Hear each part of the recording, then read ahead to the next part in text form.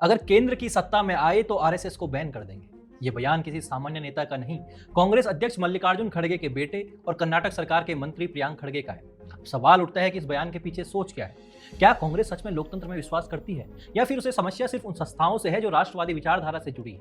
आज हम बात करेंगे कि इस बयान का मतलब क्या है, इसकी पृष्ठभूमि क्या रही है और इतिहास से हमें क्या सबक मिलता है। नमस्कार, मैं अभिषेक, आप देख रहे हैं द पैम्फलेट।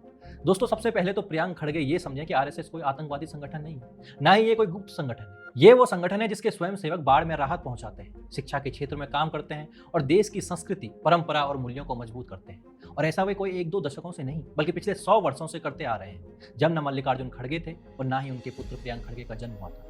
प्रियांक खड़गे और मल्लिकार्जुन खड़गे दोनों की पॉलिटिकल उम्र जोड़ भी दें तो आरएसएस के गठन के समय से कम ही निकलेगी। ऐसे कई नेता आए और कहीं गए, लेकिन आरएसएस अपना कार्य आज भी बिना शोर के जारी रखे हुए है। लेकिन कांग्रेस के नेताओं को ये सब नहीं दिखाई देता। उन्हें सिर्फ इतनी सी बात खटकती है कि आरएसएस राष्ट्रवाद की बात क्यों करता है, और शायद इसलिए कि वे उसे बैन करने की धमकी तक देने लगते हैं।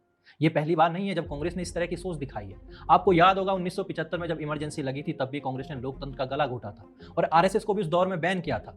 ना जाने कांग्रेस को आरएसएस से ऐसा क्या खतरा महसूस होता है, लेकिन क्या हुआ, वो और भी मजबूत होकर उभरा। इतिहास गवाह है, आरएसएस को अब तक 3 बार बैन किया गया, लेकिन हर बार वो लौटा और भी अधिक ताकतवर होकर लौटा। क्योंकि जब विचारधाराओं को बंद करने की कोशिश होती है, तब वो और ज्यादा जन समर्थन जुटाती है। लेकिन यहाँ पर आपको एक बात और गौर करनी हो, ये कांग्रेस कभी आतंकवादी संगठनों को बैन करने की मांग नहीं करती। ये कांग्रेस पीएफआई जैसे संगठनों पर चुप क्या रही, बल्कि पीएफआई की पॉलिटिकल विंग से गठबंधन कर दिया। दोस्तों, पीएफआई वही संगठन है जिस पर केंद्र सरकार ने आतंकवाद और हिंसा फैलाने के आरोप में बैन लगाया है। ऐसे ही आतंकवादी संगठन सिमी को लेकर भी कांग्रेस ने कभी स्पष्ट नहीं कहा कि वो ऐसे संगठनों पर बैन लगाएगी। तो सवाल उठता है कि क्या कांग्रेस को समस्या राष्ट्रवादी संगठनों से है, या फिर सिर्फ हिंदू संगठनों से। आरएसएस को बैन करने की बात करना न सिर्फ विचारों की असहिष्णुता दिखाता है, बल्कि ये भी बताता है कि कांग्रेस का एजेंडा क्या है।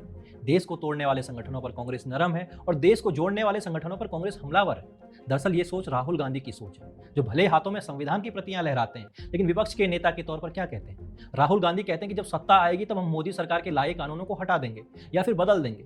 धारा 370 हो या जीएसटी या फिर कोई अन्य सुधार। क्या किसी के सत्ता में आने का उद्देश्य ये हो सकता है कि पिछली सरकार द्वारा लाए गए कानून सब बदल देंगे? राहुल गांधी का तो यही उद्देश्य है। क्या ये संविधान बदलने की श्रेणी में नहीं आता है? दोस्तों, भारत का संविधान हर किसी को विचार रखने और संगठन चलाने की आजादी देता है। आर्टिकल 19। क्या कांग्रेस सत्ता में आने पर संविधान से भी बड़ी बनना चाहती है? शायद जब कांग्रेस पार्टी सत्ता में आने के बाद आरएसएस बैन करने की बात करती है या फिर कानून बदलने की धमकियां देती है, तो दरअसल ये वो खींच है जो 10 साल से सत्ता से दूर रहने पर डेवलप हुई।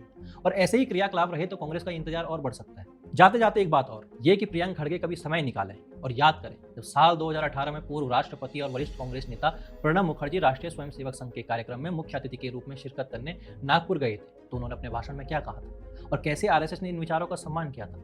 ये प्रियंक खड़गे को जरूर जानना चाहिए। धन्यवाद।